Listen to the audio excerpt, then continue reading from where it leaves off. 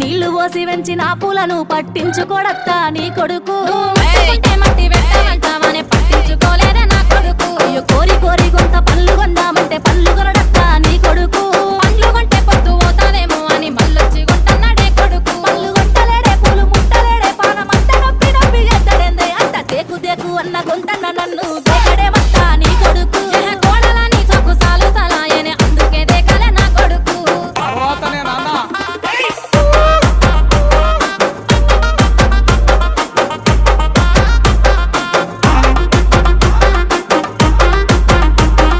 మహేష్ చింతల్వారి గుడిసెలున్నగా గుల్లనియమంటే లొల్లి చెత్తాడత్తా నీ కొడుకు